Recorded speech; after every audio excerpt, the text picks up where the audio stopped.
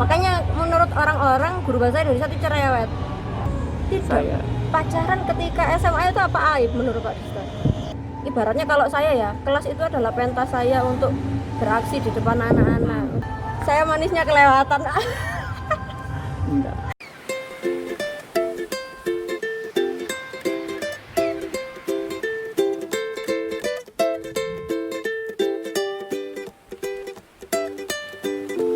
Ya, bersama saya sekarang di sebelah saya sudah ada Bu Imania. Halo Bu.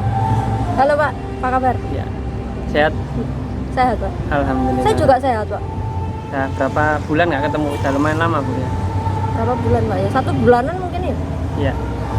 Terakhir, oh iya sih, paling Ya 1 bulanan lah. 1 bulanan. Iya 1. Ya, kebetulan ini saya pengen ngobrol-ngobrol dengan Bu Imania.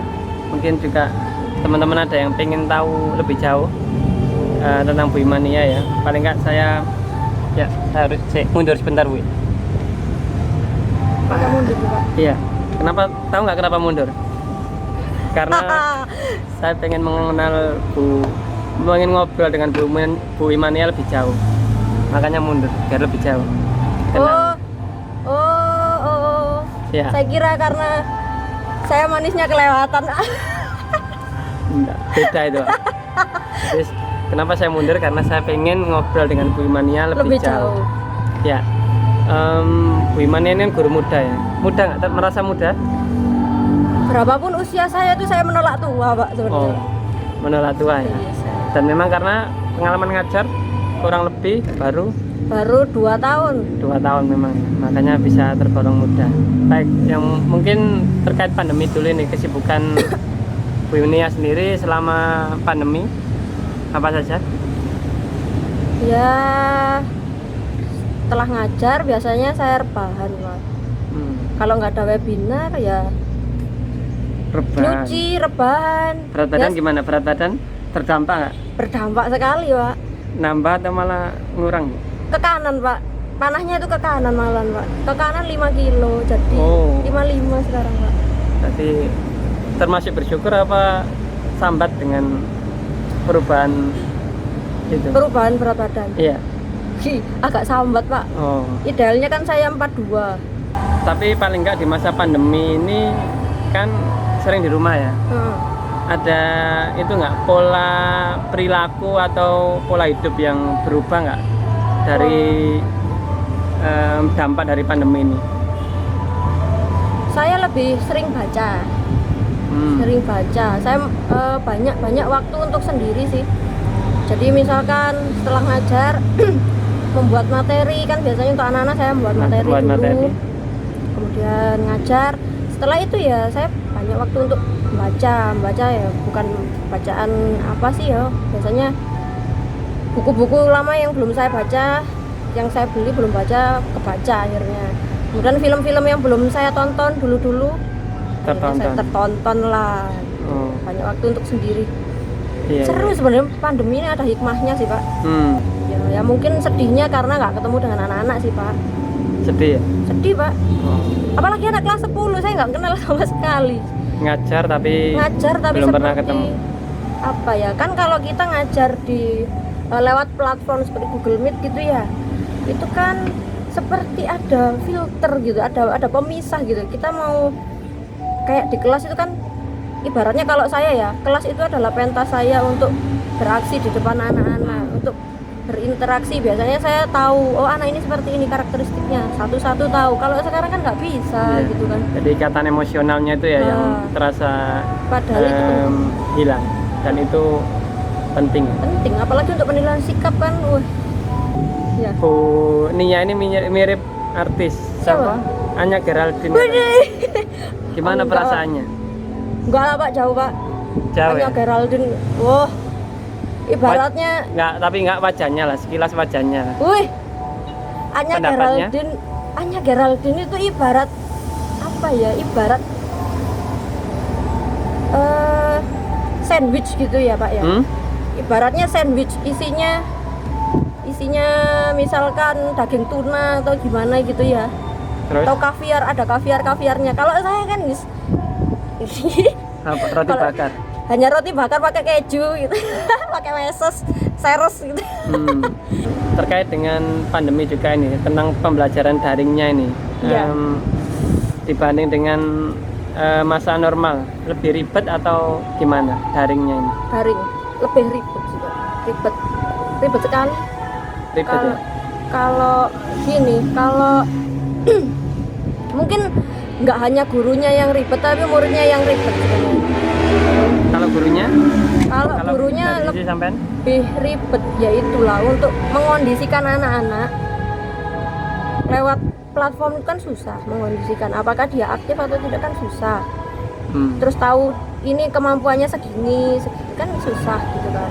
Kalau pembelajaran daring untuk membagi kelompok aja susah loh Pak. Iya benar, diskusinya susah. Diskusinya susah padahal diskusi itu dan setelah dibagi pun kan juga anak-anak agak kesulitan juga ngatur waktunya itu juga. Kalau ngatur waktu iya, kalau yang kelas 11, 12 karena sudah kenal Pak ya. Mungkin waktu, tapi kalau yang kelas 10 wah itu banyak japrian gitu loh ke saya. Bu, saya enggak kenal dengan ini gitu. Iya. Ya kita ya memaklumi lah ya, memang dari SMP yang berbeda-beda. Ada nggak pengalaman yang menggambarkan pengalaman unik ketika daring, unik, lucu atau konyol dengan siswa mungkin? Selama kurang lebih berapa ini dari Juli sampai Oktober? Oktober ya? Oktober. Apa ya? Unik, dibilang unik ya gitu-gitu aja sih Pak sebenarnya daring. Ya mungkin kalau jam pertama itu agak kalau misalkan jam pagi jam pagi itu susah, biasanya mereka ya belum berseragam, bentar Bu, kalau sudah saya tunjuk, padahal sudah saya tunjuk ya, kamu gitu jawabnya, bentar masih matikan video ganti seragam gitu. Tapi gurunya sendiri berseragam nggak ini, nyuruh siswanya berseragam? Gak. Apa kalau saya tebak biasanya sama dengan siswa ini, paling nggak saya itu gantinya atasan saja, bawahnya masih celana pendek dan sebagainya. Gurunya gimana ini? Atas saja Pak. Nah, ternyata ya ini rahasianya terbongkar ini. Iya. Tidak hanya siswanya loh, paling nggak memang faktanya beberapa guru jadi berjilbab Pak ya. Iya. Pakai baju ya normal gitu ya. Bawahnya ini celana training atau gimana, boxer atau gimana. Iya. Ya seperti itu. Yang penting kan ilmunya dan mungkin secara formalitas saja sih terlihat memang rapi, meskipun secara kalau dilihat keseluruhan enaknya itulah. daring itu padahal itu loh Pak, Apa itu? kita bisa mix and match bajunya itu Pak. Iya. Jadi walaupun bawahnya begini santai, lebih santai. Tapi untuk anak-anak mungkin agak ini ya, ngerjakan tugas di deadline gitu kan. Kalau saya sendiri mungkin ya agak ini sih. Termasuk kalau koreksinya sendiri gimana Bu? Nah itu Agak ribet kan ya? Ribet Pak. Koreksinya termasuk saya sendirian, ketika anak-anak ngirim via Moodle atau mungkin via email itu juga agak itu sendiri ya, kita sebagai guru belum bukanya, belum koreksi satu persatunya, itu agak ribet juga sih. Ribet, kemudian belum lagi kalau misalkan tulis tangan ya Pak ya, kan itu harus difoto. Nah fotonya anak-anak itu kadang blur, kadang miring gitu loh, belum diputer gitu kadang. Itu mau mengembalikan juga perasaan sebenarnya, mau mengembalikan tuh dia. Sekarang kita terkait pengalaman jadi guru nih, untuk guru sendiri nih, Buninya ini termasuk yang memang pengen nyemplung jadi guru atau kecemplung jadi guru? Kecemplung. Jadi minat saya itu sebenarnya ke linguistik Pak. Ke linguistik. Saya sejak dulu itu minatnya ke situ, sejak SD minatnya ke bahasa. Cuma saya nggak kepikiran untuk jadi apa gitu ya, untuk kedepannya jadi apa. Saya dulu itu pengennya kuliah ke HI, hubungan internasional. Kemudian kata bapak saya, udahlah jadi guru aja gitu. Saya itu selalu berseberangan dengan orang tua waktu itu. Waktu ya semasa muda saya itu selalu berseberangan dengan keinginan orang tua. Tapi saya nurutnya jadi guru itu kenapa? Karena jam kerja guru itu kan seperti anak sekolah. Dan saya itu inginnya, memang sejak dulu prinsip saya itu, kalaupun saya bekerja, itu jangan sampai waktu saya dengan anak saya itu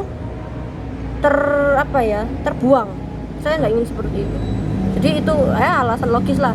Jadi guru jamnya seperti jamnya anak sekolah, pulang saya dengan keluarga. Jadi itu prinsip saya sejak dulu memang seperti itu. Tetap waktu keluarganya juga paling enggak ada waktu pastinya ya. Kalau pekerjaan lain ada yang belum tentu bisa setiap saat, setiap waktu ketemu ya. Timbangannya seperti itu. Dan untuk guru SMA sendiri ini, pengalaman mengajar dengan anak-anak di jenjang SMA ini gimana? Tantangannya mungkin? Tantangannya mungkin karena mereka menganggap saya masih muda. Jadinya untuk menuruti kata-kata saya itu agak sulit apa gimana gitu, nggak tahu saya. Cuma senangnya tuh karena saya minat saya itu nggak jauh-jauh berbeda dengan mereka. Jadi misalkan di YouTube saya suka lihat apa gitu ya, channel apa, mereka juga ternyata suka gitu loh. Dan saya suka grup musik apa gitu, akhirnya mereka, oh ibu juga suka, di DM itu seperti itu, ibu juga suka, saya juga suka gitu. Dan itu jadi senjata tanda kutip untuk bisa mendekatkan diri dengan siswa ya. Jadi misalkan saya di channel di YouTube itu suka channel ini loh Pak, Majelis Lucu Indonesia yang tretan muslim lah, itu kan anak-anak banyak yang suka itu. Jadi bisa nyambung gitu Pak, seneng saya kalau seperti itu. Lebih bisa seperti teman lah intinya, kan SMA itu kita bukan seperti orang tua, lebih bukan bukan menggurui sebenarnya. Kalau dengan anak SMA itu harusnya kita menjadi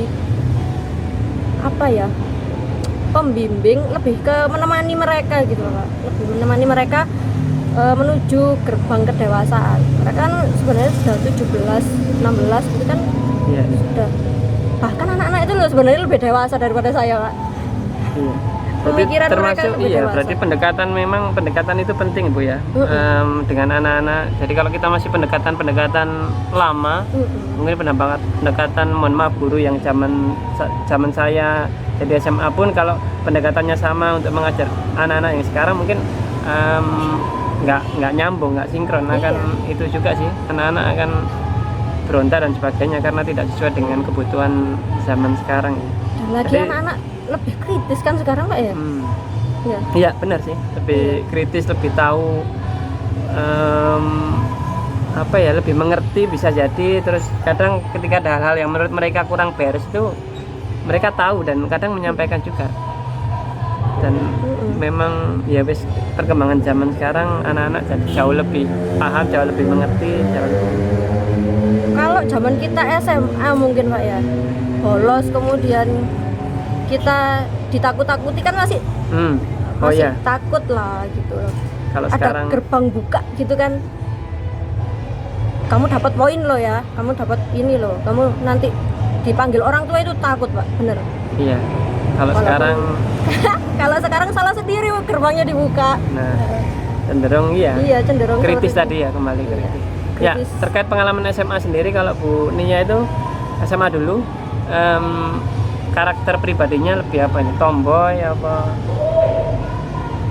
Enggak juga sih Pak, saya enggak antara tomboy dengan feminim, enggak segitu, gimana di tengah-tengah. Senakal apa waktu SMA? Ada pengalaman yang mungkin paling paling unik? Pernah nakal nggak sih? Ya, bermasalah. Dan pemikiran saya waktu SMA hampir sama dengan sebagian anak. Ketika kita tidak berulah, maka kita tidak akan punya cerita yang unik untuk disampaikan kepada anak kita. Tapi seiring berjalannya waktu, seiring bertambahnya usia, saya juga berpikir kalau saya menceritakan hal ini ya, apa pantas gitu lah untuk anak saya. Ibu dulu pernah manjat pagar sekolah gitu. Apakah itu pantas untuk diceritakan gitu? Ya mungkin waktu SMA kita gak ada ceritane kok ini gitu ya.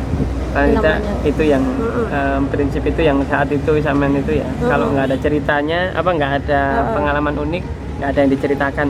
Dan itu memang alasan anak-anak ketika kan saya ini Pak biasanya kan menangani itu loh anak-anak terlambat.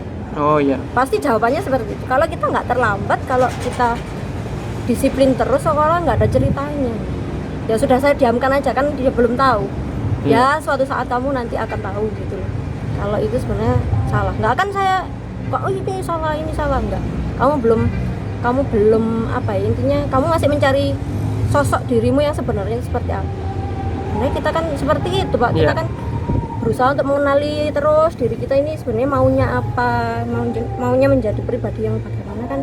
Terus walaupun kita sudah dewasa kan, Pak Dista sendiri mungkin dengan dengan kehidupan semasa muda mungkin seperti itu. Iya, ya kurang lebih sama dengan sampean sih. Tapi saya cenderung pendiam sih saat SMA itu, mungkin dari dasarannya mungkin. Waktu itu soalnya kan pendiam. Enggak, kan saat dulu kecil Bu. Yeah. Kecil mungkin setingginya sebuninya ini, mungkin agak kurang kecil malah. Saya baru tingginya kan kelas 3 SMA itu baru mulai tinggi. Malah saya berpikir saya tidak bisa, maksud saya mau kecil terus ini Rek. Akhirnya ya alhamdulillah pas kelas 3 itu alhamdulillah bisa mulai tumbuh sih. Olahraga salah satunya. Jadi kalau saya karena mindernya itu juga sih, minder dan sebagainya, jadi kayak mau nakal itu kok gak pantas, juga kecil, terus juga suka sama cewek juga dikira guyonan. Jadi suka beneran saat SMA nembak cewek itu, ya opo awakmu cilik dan sebagainya. Jadi itu membuat saya tambah minder saat itu. Dan lagi Pak, geng ketika kita SMA itu juga mempengaruhi loh kita menjadi seperti apa. Mungkin gengnya Pak Dista dulu saya enggak ngegeng. Tapi ada memang, ya rata-rata memang ngegeng sih. Saya ngegeng Pak. Di kelas itu ada geng, dalam kelas pun masih ada beberapa geng juga kan saat itu memang. Jadinya belum pernah pacaran waktu SMA Pak ya? Belum, mencoba pengen pacaran sering, tapi respon dari lawan jenisnya ya itu tadi. Dan itu satu apa ya, kayak bisa dibilang beban juga sih, bahwa wah ternyata saya pacaran ketika SMA itu apa aib menurut Pak Dista? Enggak juga, cuma saya merasa apa ya, dibilang itu nggak, kurang pede aja. Nggak sama teman-teman ya kok nggak? Iya sih, jadi lebih ke arah sudah punya apa ya namanya gejolak muda, pengen pacaran tapi sudah ada rasa seneng sama beberapa, tapi diresponnya ya seperti itu. Jadi itu membuat ya situ tadi sih. Dan itu ya pengalaman, bukan aib ya, pengalaman mengenaskan atau apa ya, memprihatinkan lah. Berarti istrinya Pak Dista itu pacar kah? Ketiga. Kuliah mungkin baru mulai berani. Bukan mau pede. Bukan mulai pede juga ya, karena tuntutan. Bukan tuntutan juga, jadi lebih ya mungkin lebih berani bisa sih. Artinya saya sudah punya rekan teman yang nyambung, akhirnya lama interaksi dan akhirnya pada proses itu akhirnya jadi. Ya. Dan ya akhirnya lebih mulai pede sih. Artinya wis mungkin dari secara fisik juga agak mulai menunjang, dituntut juga dari ya perilaku sikap saya yang mungkin nyambung di mata pasangan saat itu, ya akhirnya mulai. Berarti lebih apa ya, kayak pepatah jadilah dirimu sendiri itu nggak benar-benar banget sebenarnya, tapi jadilah versi terbaik. Jadi kita tuh harus berubah sebenarnya Pak ya, berubah menjadi lebih baik. Kalau kan gini loh, kalau kita pengen sesuatu tapi kita apa ya, minder terus kan juga sebenarnya minder kayak udahlah aku orangnya begini gitu loh ya, memang aku ini begini, orang harus menerima saya tuh secara apa adanya, nggak dewasa sama sekali menurut saya. Iya. Orang harus mengupayakan supaya dia itu jadi versi terbaiknya, entah di prestasinya, entah di fisik, gak pengaruh kan. Iya, jadi artinya harus mencoba merubah lah, tidak stagnan ketika dia pribadinya seperti ini terus merasa was paling ini tuh aku nggak mau. Iya. Jadi harus memang mencoba tadi menggali potensi lebih jauh. Pasti ada, mungkin belum ketara aja, belum kelihatan. Kita belum tahu. Dan mungkin saat ini kan sosmed juga banyak. Bunia termasuk yang itu ya, menggunakan aplikasi sosmed juga ya? Iya, saya punya. Yang aktif apa? Instagram. Kemudian ada saya tuh kalau misalkan pengennya apa ya, pengen nulis gitu di Quora. Quora. Sampai sekarang aktif juga nulis? Aktif di sana kan. Quora itu isinya pertanyaan-pertanyaan, jadi ya saya jawab, kayak tanya jawab gitu loh intinya Quora itu. Baru tahu saya. Maksudnya nulisnya tuh nulis jawab, bukan nulis jawab. artikel. Ya bisa berdasarkan artikel juga. Kita bisa mengutip beberapa sumber juga Quora. Jadi manfaatnya tapi apa itu? Lebih ke sharing. Lebih ke sharing. Saya dulu itu silent reader, jadi baca-baca aja untuk menambah pengetahuan kan. Terus saya juga pengennya kalau misalkan ada masalah sesuatu, saya pengen lihat kan ada jawaban-jawaban. Pasti kan perspektif mereka dalam menghadapi masalah kan beda-beda. Jadi saya pengen tahu. Dan itu umum ya? Umum. Menarik, baru tahu saya. Quora ID. Sebenarnya sudah lama sih, Pak. Terus ada Twitter. Kalau Twitter masih? Twitter saya nggak pakai Twitter ya. Saya kalau nyari yang lucu-lucu tuh di Twitter, Pak. Aduh, benar-benar apa ya, mood booster kalau Twitter. Kalau Instagram mungkin ya kita tahu.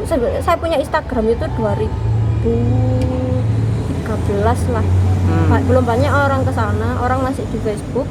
Waktu itu masih bagus loh, Pak, Instagram itu. Awal-awal itu ya. Iya, dia pokoknya murni membagikan suatu momen gitu. Kalau sekarang kan banyak pembaruan ya sudah melenceng lah. Zaman kita SMA malah Friendster ya. Mungkin Bunia juga sempat punya Friendster sama Mseet.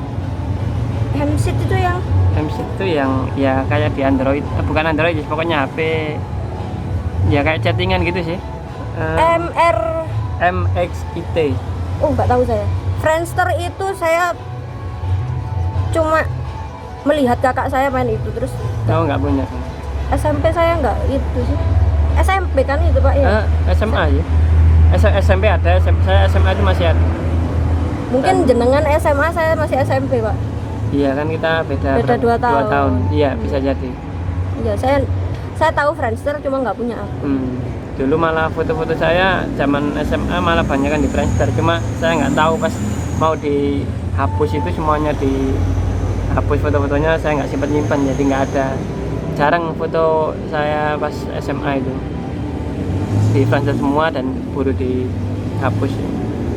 Followernya Pak Dista rata-rata siswa ya? Yang apa itu? Instagram. Iya, pastinya mayoritas Iya. Saya 90% siswa. Dan itu kendala saya ketika membuat story ya. Jadi ini kalau saya bagikan itu masih mikir-mikir. Makanya kan Pak Dista tahu sendiri, sekarang saya kalau membagikan story lah ya untuk teman dekat. Hanya ya, apa satu tertentu di share ke umum?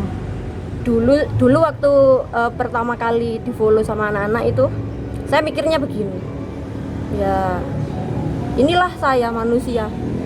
Saya kalau di sosmed menunjukkan bahwa saya juga manusia biasa, bukan guru yang kalian lihat di sekolah gitu kan. Waktu itu pemikiran saya masih seperti itu, Pak. Kemudian saya pikir-pikir lagi, kalau yang saya lakukan di story itu menginspirasi hal-hal ya bukan gimana ya, Pak. Saya takut dibilang alay gitu loh, Pak. Kalau saya kan suka sekali gitu loh, random. Biasanya bukan hanya foto sih, tapi pemikiran saya biasanya kalau di story itu. Yeah. Dan saya tuh orangnya random sekali. Kadang pemikiran saya tuh melenceng kemana gitu untuk orang-orang mungkin nggak tahu. Saya biasanya pendapat saya ini kayaknya nggak ini deh untuk anak-anak gitu loh. Dulu kalau saya cuek sekali, akun saya ya sudah terimalah itu gitu. Tapi kan ternyata ada beban tersendiri itu kalau harus saya sharekan gitu. Dan itu tidak harus setiap hari ya, artinya mood ya, nunggu ketika mau pengen posting tiba-tiba iya pengennya. Jadi ada pergeseran ya, yang awalnya mungkin ya biarin itu sisi saya tapi ternyata ya gimana ya, namanya guru kan ya harus diteladani tuh. Dan ada satu momen atau mungkin beberapa momen yang itu kayaknya postingannya itu menurut sampean ya kurang pas untuk dibagikan pemikiran Iya. gitu, pemikiran yang mereka nggak harus tahu pada saat ini gitu. Iya. Kalau saya pun lebih apa ya, saya tahu sendiri kan kalau saya post itu lebih ke arah apa Bu? Lebih ke arah apa Bu? Lebih banyak sama anak-anak lah ya. Lebih banyak menggambarkan ya situasi, dan seringnya di IG itu lebih ke pembelajaran ataupun interaksi dengan siswa sih, sebatas itu. Jarang sekali ya, mungkin ada momen dengan keluarga. Jadi lebih ke share momen aja sih. Iya. Dan memang akhir-akhir ini memang masa pandemi ini saya buat apa ya, melihat memori-memori lama dengan siswa, terus kembali ngepost, kangen pembelajaran langsung sih, beda dengan sampean yang Iya. mungkin agak, lebih apa ya, nggak terkonsep lah ya. Pokoknya suka-suka saya gitu. Jadi IG, Twitter, Facebook enggak. Facebook sudah. Jadi sosmednya tinggal IG, Twitter, terus tadi itu apa? Quora. Udah itu aja. Kalau WA itu apa sosmed sih Pak? Ya, iya sih termasuk sih mungkin. Kan itu juga dunia sosial juga sih, paling nggak untuk story dan sebagainya. Ya itu. Kalau WA kan hampir pasti semua Iya. orang yang punya gadget itu punya WA sih. Itu kan model komunikasi yang paling simpel yang banyak dipakai saat ini. Selanjutnya mungkin terkait kesukaan ini, hobi. Kalau hobinya sebenarnya paling nggak saya kenal Buninya di masa itu Hobinya saya. belum tahu. Hobi hobinya. saya apa? Yang paling terlihat. Mungkin baca sih. Iya itu. Soalnya saya pernah ajak olahraga, apa volley dulu ya. Nolaknya itu wes bolak-balik nolak. Saya kalau sudah bola Pak ya. Bola kalau sudah melambung itu saya takutnya Mas Allah.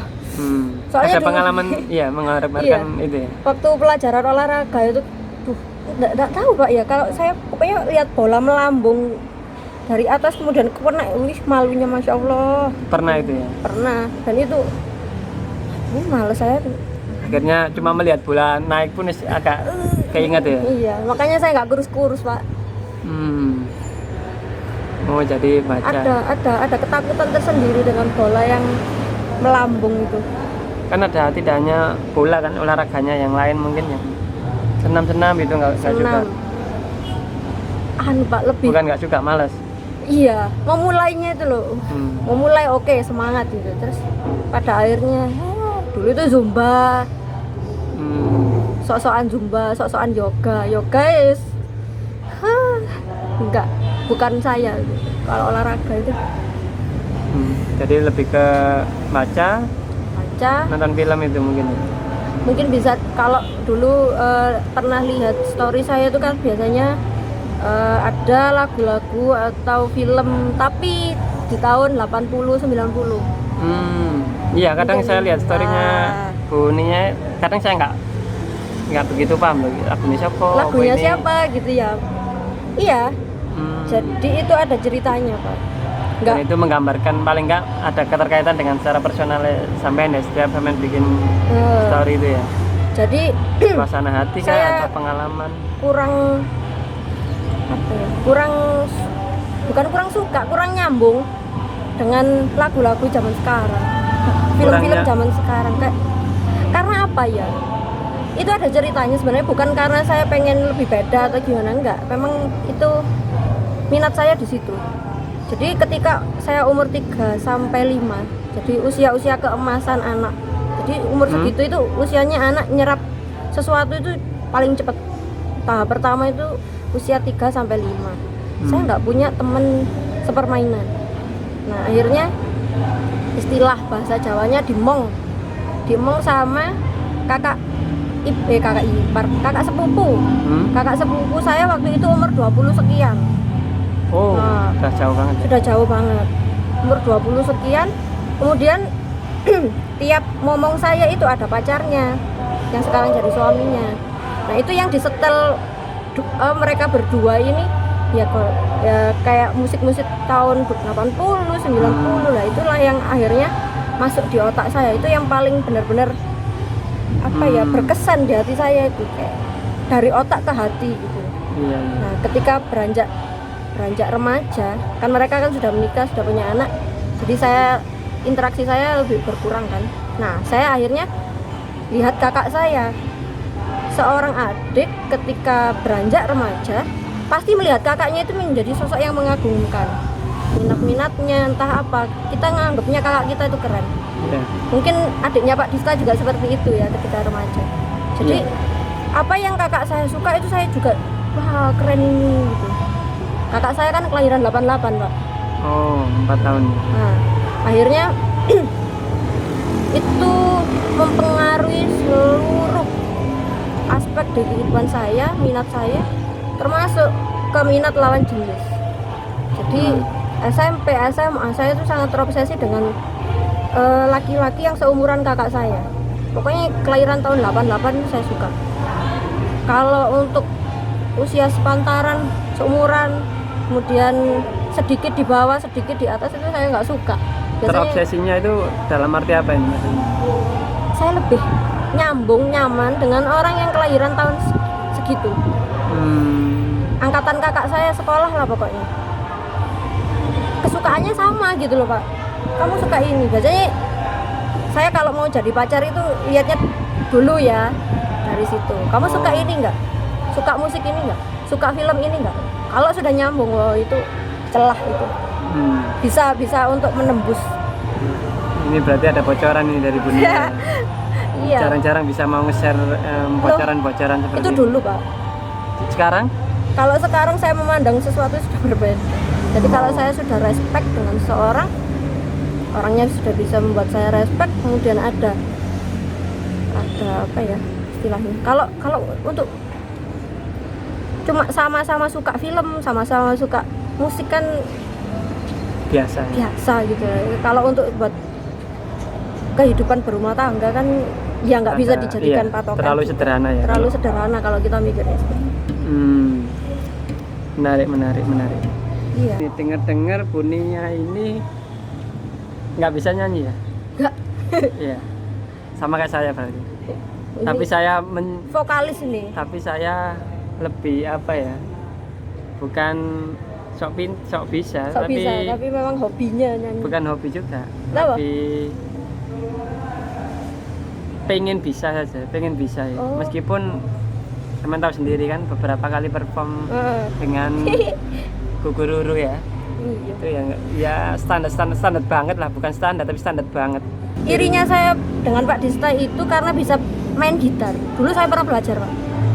Sampai lecet genjreng itu wangel ya tiba ya. Berarti pernah pengen bisa gitar? Iya, SMA. Terus? Udah taruh. Karena mungkin sendiri jadi nggak ada yang bantu, ataupun sudah ada yang bantu tapi tetap. Iya, sepertinya bukan di situ. Tapi mungkin nggak tahu Pak Dista apa punya kebiasaan seperti saya. Jadi misalkan saya mendengarkan musik Pak ya di kamar pakai headset, tapi saya berimajinasi seolah-olah saya penyanyinya, dan suara penyanyi itu suara saya. Jadi saya konser gitu Pak. Wah. Jadi di kamar itu saya mendengarkan musik sambil berhayal, berimajinasi bahwa saya itu misalkan dengarkan suaranya Adele, suara saya itu seperti suara Adele, seolah-olah gitu nggak Pak? Oh, kalau saya enggak sih, saya dulu suka, sekarang sih enggak itu, saya suka band namanya Lila. Vokalisnya itu Indra Perdana Sinaga, sekarang jadi vokalisnya ada band kan.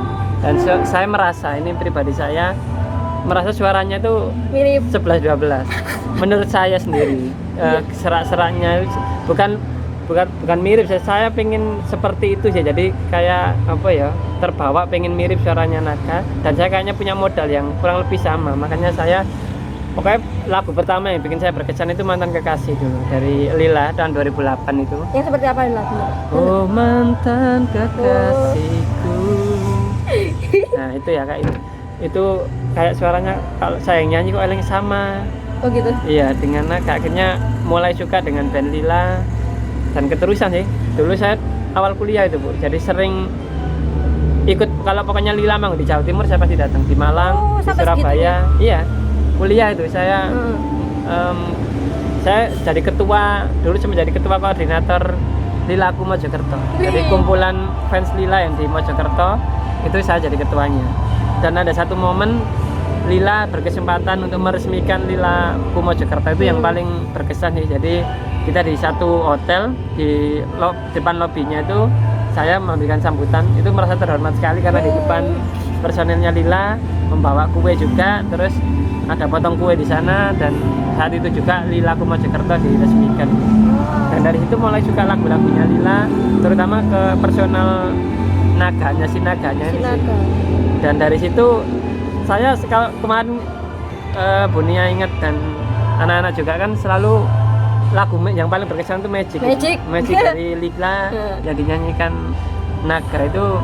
Dan itu cita-cita saya yang paling, saya dulu mikir Bu, gimana caranya bisa konser dilihat orang banyak lah. Dan ternyata momentum di SMA 1 dengan Gugururu dan puncaknya di Enifnya Semasa itu bener-bener kayak cita-cita yang tersalurkan itu loh. Meskipun itu hanya untuk seru-seruan, nggak ngincer untuk suara baku dan sebagainya, tapi ikut meramaikan, menghibur dan saja. Respon anak-anak kan juga menurut saya positif sih.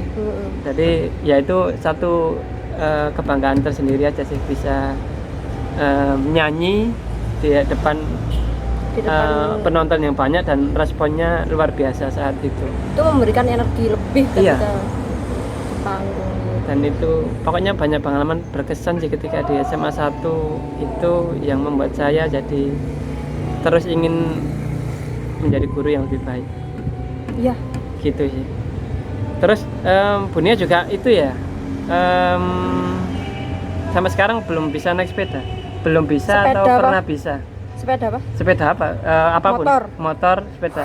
Sepeda motor nggak pernah ya? Kalau sepeda nggak bisa. Motor ya? pernah saya belajar Pak, motor. Motor? Lucu itu Pak. Jadi waktu itu saya nggak dibilangi sama bapak saya bahwa ayo belajar motor. Enggak. Jadi waktu itu kita ke rumah siapa gitu ya, saya lupa. Ya. Akhirnya sama bapak saya tukar tempat. Loh, lalu saya kaget. Kok aku sendiri kok nyopir katanya Pak ya. Ya. Sudah, ini gas, ini rem, jalan. Saya gas Pak. Gasan pertama seru. Dengan sangat kuat. Akhirnya bapak saya sampai kelenteng itu Pak di jalanan Pak.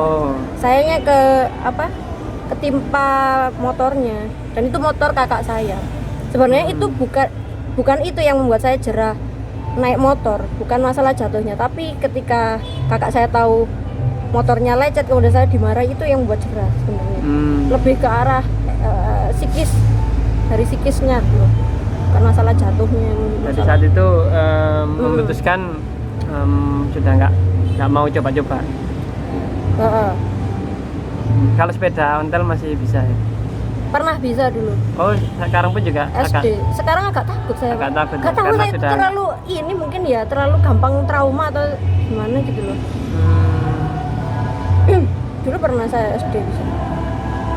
Jadi mungkin siapapun nantinya yang dengan Bunia berarti salah satu PR-nya juga ngajari nanti berarti. Menyembuhkan trauma gitu. Menyembuhkan trauma masa kecil. Jadi kalau hobi lebih ke membaca terus nonton ya. Nonton. Kalau makanan, saya beberapa kali dengan teman-teman guru juga sering keluar itu belum tahu secara spesifik sih yang makanan yang paling disukai kalau Bunia. Saya itu aneh loh Pak. Saya itu enggak suka daging sapi, tapi saya mau bakso. Sama dengan istri saya. Loh ya. Tapi istri saya pisang kalau nggak digoreng, pisang goreng, pisang biasa itu nggak mau, tapi pisang goreng mau. Nah, kan mirip-mirip kan? Iya. Jadi kalau sampean nggak suka daging sapi, apapun ya, sate ataupun itu nggak. Di sate pun mau. Enggak. Daging sapi di sate, di soto, atau dijadikan rendang apa nggak mau. Tapi kalau bakso mau. Kemudian daging kambing, kalau itu saya sama sekali enggak. Selain itu, pokoknya Idul Adha itu bukan hari saya. Ngirit berarti ya? Mirip apa? Ngirit. Ya enggak sih, enggak suka Pak. Iya. Dari baunya pemilih. pemilih makanan. Jadi saya lebih milih makan tempe daripada makan daging kambing, Iya, iya. daripada makan gulai, sate yang Artinya berarti jawabannya kalau yang paling suka favorit mie, mie apa itu? Indomie goreng semuanya yang pakai mie. berbau mie. Hmm, Simpel sekali ya mie ya. simple mie. Kenapa kok mie? Nggak tahu, micin mungkin Pak ya. Nggak tahu juga. Saya suka micin Pak. Bagi Hmm. saya sejak saya kecil tuh micin itu yang nggak bikin bodoh. Yang bikin bodoh itu adalah kemauan belajar yang kurang, bukan Wih. micinnya. Itu kata-kata inspiratif yang bikin Iyalah. Micin itu dulu apa? Ampasnya tahu apa tempe tuh menjas. iya. Kan dulu kalau kita kecil jangan makan itu nanti kamu bodoh gitu kan. Padahal ya bukan itu Pak. Sebenarnya yang bikin bodoh kan Tapi itu kayaknya hanya filosofi Jawa sih. apa? Banyak. Ya intinya itu lebih ke tidak apa ya, nggak pantas untuk Makan. dimakan, lebih ke situnya sih. Kayak misalnya mitos kalau kamu nyapunya nggak bersih nanti bojo apa Suaminya brewok.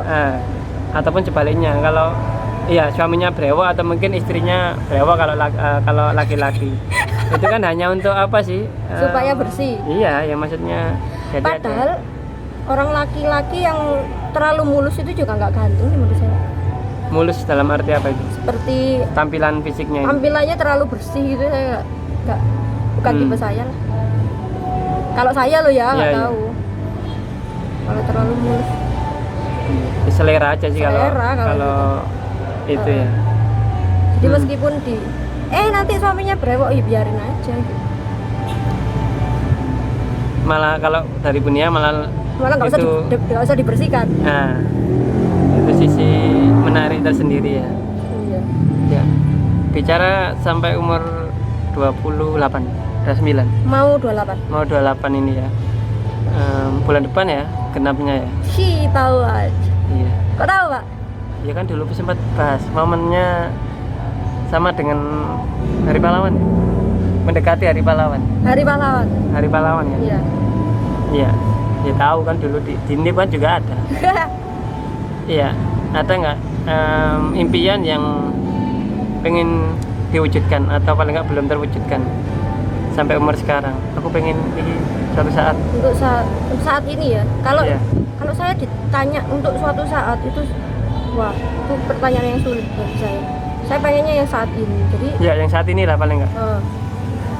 jadi kan dulu ketika masa-masa sekolah, masa-masa kuliah, saya kurang main Pak, Kurang main. kurang main. Jadi lebih banyak kuliah pulang. Itu karena apa itu? Karena Memang belum terbuka dunianya dengan dunia pertemanan dunia luar, apa karena tugasnya yang membuat waktu itu tidak ada? tugas dan orang tua. Oh, ada Nah, pressure dari orang tua. Ada jam inilah telat 10 menit sudah di WA. Kalau sekarang kan saya sudah bekerja, intinya ya dipandang punya tanggung jawab untuk menentukan mau seperti apa hidup saya. Jadinya saya habiskan untuk itu yang belum pernah saya lakukan dulu. Seperti mau kemana, Iya, iya. mau kemana itu kan, wah itu benar-benar Dan itu sekarang belajar terus. sering dilakukan bagi waktu-waktu untuk Benar. hangout, waktu. Hangout, dulu saya warang Pak, hangout Pak. Berarti Kuliah. jarangnya bukan karena keinginan ya, karena memang tuntutan. Sebenarnya malah saya tuh orangnya malah seneng. Ya ada waktunya, saya itu pengen di rumah sendirian, mengunci pintu kemudian dengan dunia saya, ada waktunya lah. Tapi ada waktunya saya juga pengen keluar gitu, nggak di dalam terus. Dan masa muda itu terlalu banyak belajar itu juga ini kurang temen, kurang ini kan ya juga Iya. nggak bagus-bagus amat gitu. Iya, jadi pesan mungkin anak-anak SMA yang mungkin terlalu fokus di ruang kelas itu juga menurut saya pribadi saya baru menyadari akhir-akhir ini sih melihat potensi anak-anak yang begitu berkembang pesatnya terutama sosial masyarakatnya ketika berkegiatan di luar kelas, baik itu lomba, ekskul dan sebagainya, itu malah justru terbentuknya lebih kuat kan ikatan interaksinya, sosialnya. Jadi mungkin yang sekarang lagi menggebu-gebu di ruang kelas itu juga kalian harus ikut mempertimbangkan hal lain di luar kelas sih, entah itu dalam event-event apa, lomba, kegiatan organisasi, karena itu justru nanti yang banyak membentuk karakter kalian nanti ketika hidup di masyarakat itu justru lebih seringnya di luar ruang kelas sih. Bener nggak? Iya bener. Malah sebenarnya ilmu-ilmu di sekolah itu kalian nggak bakal inget. Nah, mungkin diterapkan di masyarakat pun juga agak berbeda gitu. Iya. Dan sama termasuk yang mana? Ketika di sekolah dulu baik SMA mungkin atau kuliah, termasuk yang aktif di luar kelas atau enggak? Kalap.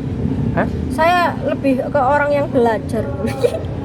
Belajar terus Pak. Berarti... Karena mungkin saya jurusannya linguistik ya dulu ya, bahasa dan sastra. Dan itu kesukaan saya. Bahasa sih, lebih ke bahasa sih. Jadi kalau nggak sama teman-teman deket. Oh iya, sisi menariknya bahasa Indonesia menurut Bunia apa sih? Padahal itu kan ya bahasa sehari-hari. Iya, mungkin bisa menjelaskan lebih spesifik ya. Keunikan. Iya. Bahasa itu, apalagi bahasa Indonesia, itu seperti wanita ketika kita pertama kali ketemu. Sepertinya dia sederhana gitu Pak. Dari segalanya dia tuh sepertinya sederhana, pemikirannya simpel. Dan ternyata ketika ditelisik lebih jauh, rumit. Aturan kan kalau kita belajar bahasa kita itu tidak boleh melupakan yang namanya tata bahasa, kan sendiri-sendiri tau. Jadi dulu itu pernah saya itu mengajar di kelas, kemudian ada satu anak ngomong gini, Bu, ngapain sih pakai acara seperti itu diatur sedemikian rupa kalau kita aja sudah mengerti maksudnya gitu. Nah padahal kalau kita belajar bahasa manapun, yang namanya tata bahasa dengan fungsinya sebagai pesan untuk orang lain itu berbeda. Jadi bahasa itu kan ada aturan, ada fungsinya. Kalau secara fungsi mungkin untuk kita pergaulan gini ya Pak ya. Tapi kalau dalam tata bahasa manapun, nggak hanya bahasa Indonesia, pasti punya tata bahasa baku lah, yang menurut mereka baku gitu, aturan mereka. Dan itu apakah tidak berguna? Berguna. Kalau kita bikin skripsi, kalau kita bikin laporan seperti karya ilmiah, kan itu berguna. Untuk surat menyurat, kita itu hidup loh ya, kita nggak akan pernah bisa menghindari yang namanya kegiatan surat menyurat kan. Nah itu juga perlu lah, surat kuasa.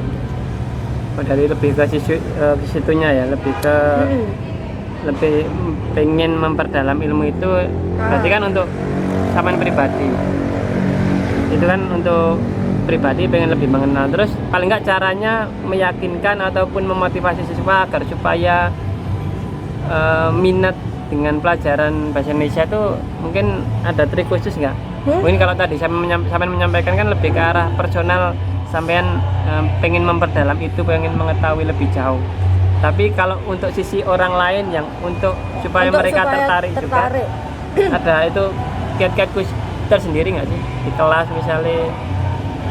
Kalau soal aturan itu memang ini Pak ya, kalau untuk bahasa Indonesia karena mungkin dinilai sepele, akhirnya diremehkan. Kita harus lebih keras. Kalau untuk di aturannya kita harus keras, memang agak dikeras gitu. Tapi tidak menutup kemungkinan kalau misalkan untuk bahasa sehari-hari ya nggak bisa kita sekaku itu gitu. Iya. Memang agak. Makanya menurut orang-orang guru bahasa Indonesia itu cerewet. Lah perkara di depan, dimakan aja ribetnya Masya Allah gitu ya. Padahal itu memang sudah aturan dalam. Apalagi kalau untuk surat menyurat formal gitu amat penting ya. Penting. Misalkan kan kita sudah ada jargonnya Pak. Berbahasalah bahasa Indonesia yang baik dan benar. Itu jargon nasional. Nah, itu aturan sebenarnya, itu bukan aturan nih ya, gimana ya? Kalau baik itu gimana, kalau benar itu benar secara tata bahasa. Kalau baik itu secara konteks, misalkan Pak Dista dengan orang lebih tua tetap pakai ragam bahasa yang agak kan beda dengan Pak Dista ke saya, Pak Dista ke beda. Itu bahasa Indonesia yang baik. Tapi kalau bahasa Indonesia saya kurang memahami sih kalau untuk yang lebih tua ke zaman sebaya. Mungkin saya pribadi paling nggak lebih ke nadanya sih yang mungkin hanya agak diatur kalau bahasa Indonesia loh. Kecuali kalau bahasa Jawa mungkin Jawa ada tingkatannya. gitu, Tapi ya. kalau paling nggak yang saya tahu, saya lebih membedakannya ketika secara teman dengan secara lebih tua itu lebih ke nadanya sih. Selamat pagi Bu, itu kalau yang lebih tua. Nek selamat pagi Bu ya. Jadi ada lebih ke Kalau nadanya. Kalau contoh konkretnya ada nggak yang menggambarkan itu? kalau kita ke teman kan bisa pakai anjay gitu kan. Oh, Itu bahasa Indonesia, Pak. Jangan dikira itu bahasa apa. Anjay itu bahasa Indonesia? Ya slang, setiap bahasa itu pasti punya yang namanya bahasa apa sih itu namanya? Bahasa pergaulan. gaul, bahasa pergaulan. Dan itu lumrah, anjay. Kan itu kan plesetannya anjing toh, Pak. Anjing. Anjay. Itu bahasa pergaulan kita. Biasanya kalau kita sudah kenal dengan orang kan, kalau kita pengen menyerukan sesuatu kayak kaget, kagum, kayak wah anjay gitu. Iya, Nah, termasuk yang di Jawa ini ya, dancuk gitu misalnya. Itu juga mungkin di satu sisi banyak makna ya. Ada yang itu kagum, dancuknya itu. Jadi macam-macam. Kayak pertama jangkrik kata ketemu itu kan seperti itu. Tidak selalu negatif ya. Nggak selalu. Kalau dari sisi bahasa Indonesianya dalam konteks hal itu berarti lumrah sekali dan tidak ada hubungannya dengan apa merusak moral atau bagaimana. Itu kan kita sebagai manusia tahu kan. Iya sih. Menggunakan kata itu kan nggak mungkin kita ke ibu kita ngomong aja gitu kan, nggak mungkin. Sebenarnya memang boleh gitu. Malah ada pencetusnya sebenarnya, Pak. Untuk Tahu Ibu Debbie Sahertian? nggak tahu. Artis itu, Pak. Jadi beliau ini membuat suatu kamus bahasa gaul, kamus prokem. Jadi bahasa gaul di Indonesia itu ada sejak tahun 70-an sebenarnya. Dan itu untuk 70-an? ahli-ahli bahasa yang menganggap itu sudah lumrah. Di bahasa Inggris pun kata-kata yang tidak lumrah kan banyak. Dan itu sama sekali enggak, malah itu merekatkan sesama kita gitu loh. Kata-kata yang seperti itu malah merekatkan pergaulan kita, hubungan kita dengan orang, misal temen gitu kan, temen. Iya. Boleh. Tapi kalau kita presentasi atau dalam kelas ngomong aja itu yang nggak sesuai lah konteks situasinya gitu loh. Kalau Iya. tuh. Terus mungkin terakhir Bu, terkait ini kan masih masa pandemi nih, sampai sekarang pun belum ada kejelasan Iya. kapan ini masuknya ini. Mungkin nunggu vaksin lagi. Vaksinnya sudah ada katanya, sudah ada tapi masih dalam uji coba atau apa nggak tahu. Katanya awal tahun mau diserentakkan untuk divaksin tapi belum tahu lagi sih. Tapi paling nggak yang paling dikangenin dengan siswanya apa? Memang pengen segera bertemu nggak sih kalau Bunia? Apa nggak terlalu buru-buru ya? Saya pengen ketemu, Pak. Pengen ketemu. Jadi apa ya, kalau kita pakai Google Meet mau bercanda dengan anak-anak, kita mau luas itu kayak gimana ya, susah ya. Iya, maksudnya beda lah gitu loh. Kita apalagi ke anak kelas 10 mau mengakrabi gitu, kita mau berusaha mencairkan suasana itu. Dan saya pernah tanya ke salah satu siswa kelas 11 waktu itu, gimana sih kamu menanggapi kalau kita pakai Google Meet saya bercanda gitu, gimana? Jadi kayak ada filter gitu loh, nggak nyampe buku saya Bu. Iya. Ternyata nggak saya aja yang merasakan, mereka juga seperti itu gitu. Paling nggak pengen kayak saya kan ada sih mungkin siswa yang menurut saya merasa saya mengidolakan. Bunia punya nggak, maksudnya siswa yang secara personal itu wah ini idola nih, ada apa ya, kayak semacam beda lah, maksudnya terkesan dengan personal anak tersebut. Ada Dan kalau lebih ke apanya itu yang membuat berkesan itu? Kalau saya kan pernah saya sampaikan di bincang saya sebelumnya bahwa lebih ke personal anaknya pinter public speaking, pernah juga ada yang dalam hal nyanyinya. Kalau Bu Nia? Jadi ada salah satu anak, saya tuh waktu di kelas nggak begitu dekat dengan dia, nggak begitu kenal yang gimana gitu. Anaknya pinter, laki-laki. Waktu itu kelas 10 apa sih, lupa saya. Nah suatu ketika dia DM saya, karena saya bikin story tertentu lah, dia DM saya, kemudian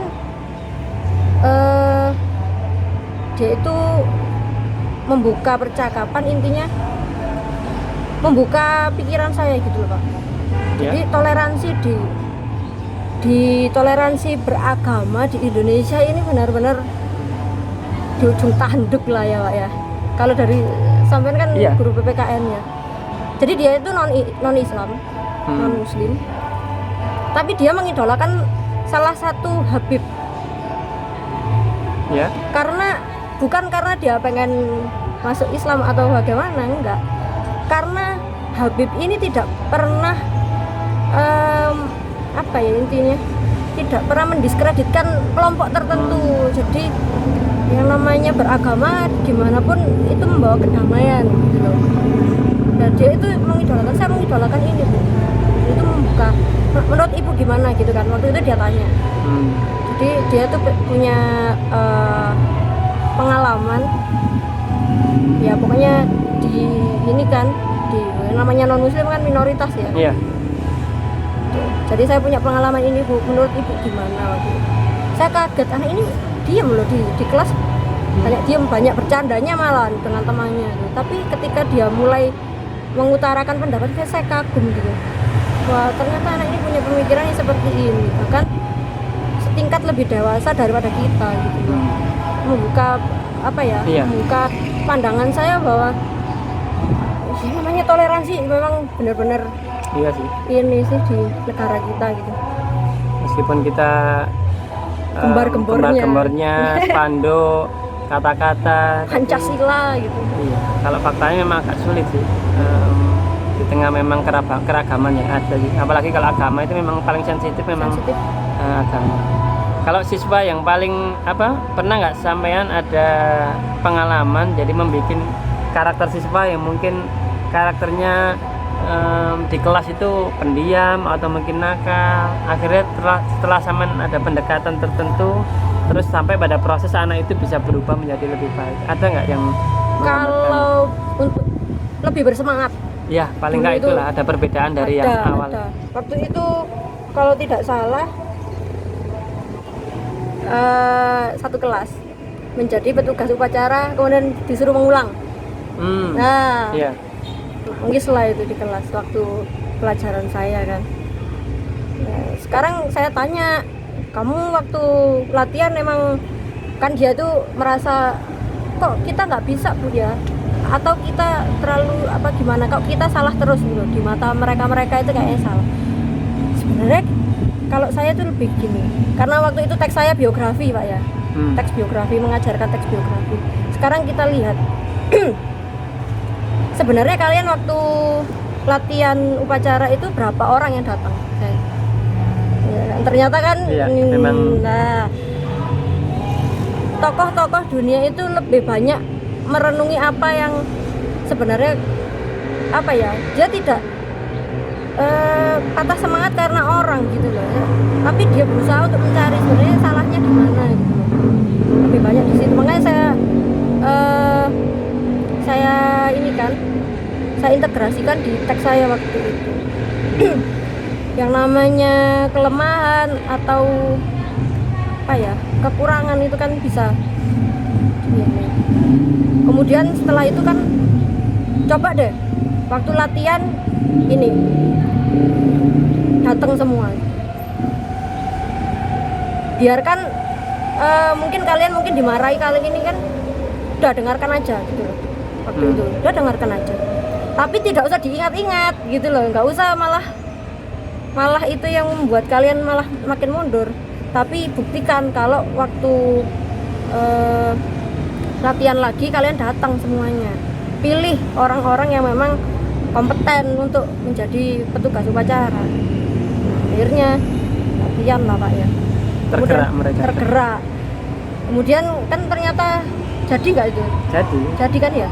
Ambil Lah, kedua. kamu lihat sendiri kan, kalau kamu mau, kamu bisa gitu loh. Iya. Karena kita orang dewasa Pak, kebanyakan kita itu belum apa-apa memberikan label kan. Kamu loh nggak bisa gitu kan. Itu juga yang mungkin bisa mengikis Iya. rasa percaya diri siswanya juga. Itu sih kalau era sekarang ini loh ya. Mungkin lebih, mungkin ada agak ke arah manjanya juga sih mungkin ya. Jadi kalau misalnya kena kata-kata yang mungkin jarang dia dengar di sebelum-sebelumnya di keluarganya mungkin, Iya. jadi agak berpengaruh besar juga sih. Gitu. Ya itu. Tapi ya nggak bisa dijadikan kadang kadang guru itu juga dia memarahi itu bukan karena apa-apa sih Pak.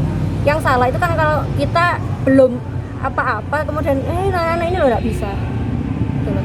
Kayaknya nggak nutut deh gitu loh. Ya kan terlalu atau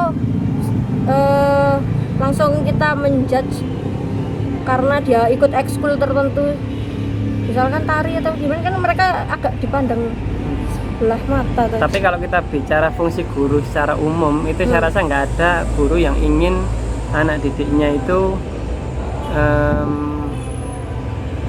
gagal. Mungkin pendekatannya aja yang kurang ini iya. kurang pas.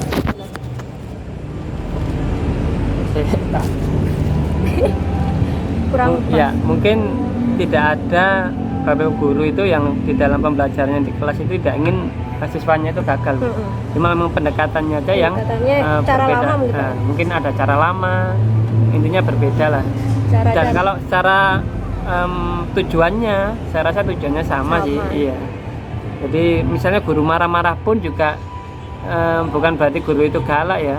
Mungkin bisa jadi guru itu lagi mencari versi gimana caranya kamu atau anak-anak itu bisa melampaui kebisaan murid tersebut saat itu sih. Jadi mungkin dengan cara itu salah satunya menurut guru tersebut yang mungkin lebih efektif ya, gitu ya. Mungkin di mata anak-anak galak, tapi mungkin itu salah satu versi dari guru tersebut gimana caranya itu siswanya melampaui kebisaan dia saat ini pun juga sama. Jadi kalau kita bicara fungsi gurunya itu sebenarnya tujuannya kurang lebih sama sih untuk anak-anak, cuma pendekatannya aja ya yang berbeda. Dan lagi mungkin mereka sebel sekarang waktu masih sekolah ya Pak ya. Tapi ketika mereka lulus yang terkenang itu kan tahu diseneni guru ini. Ketika mereka sudah menjadi orang punya pekerjaan yang bagus, gak mungkin lah beliaunya dendam apa? Iya. Dengan gurunya datang ke sekolah pasti Bu ini kalau nggak dimarahi Bu guru kita nggak akan. Dan memang itu efeknya baru tahu ketika dewasa si anak-anak itu. Jadi, karena masih mencari Pak. Iya. Karena masih mencari jati diri. Sepakat sekali. Ya, mungkin terakhir aja Bu Nia. Saya pengen Bu Nia menyampaikan tiga kata untuk menggambarkan mungkin target aja sih, target yang ingin dicapai di 2021. Target tiga kata. Boleh tiga kata yang berdiri masing-masing atau dalam satu kalimat. Satu kalimat aja. Boleh. 3 kalimat. 3 kalimat boleh. Iya, 3 kalimat. Yang nomor 1. Iya. Saya ingin keluarga saya sehat. Iya, keluarga tetap sehat dan lengkap. Ya. Kemudian yang kedua, saya ingin pandemi ini segera berakhir, Pak. Pandemi ini segera berakhir. Tentunya harapan kita semua. Berakhir normal, nggak pakai masker lagi. Kemudian yang ketiga, bukan karena umur, Pak ya. Jadi saya pengen menemukan seseorang yang bisa menjadi teman hidup. Iya. Iya. Belum nemu masalahnya, Pak. Iya. Ya, memang belum. Kalau kita dalam Islam kan ya memang belum ketemu jodohnya mungkin. Jadi mungkin dan harapan mungkin kita hanya bisa mengusahakan ya. Jadi keluarga sehat, pandemi segera berakhir, kemudian saya teman hidup. Menemukan secara natural, secara kayak takdir itu kan indah gitu. Tuhan itu membuat takdir itu indah. Ya, mudah-mudahan. Dan mungkin ke depan kita mungkin satu waktu lagi sharing lagi Bu, paling tidak tahun depan mana target yang terrealisasi, apakah semuanya bisa terrealisasi, mudah-mudahan. Amin. Terima kasih ya, sukses untuk Bunia ya. Terima kasih yang sudah nonton ya. Dadah. Baik.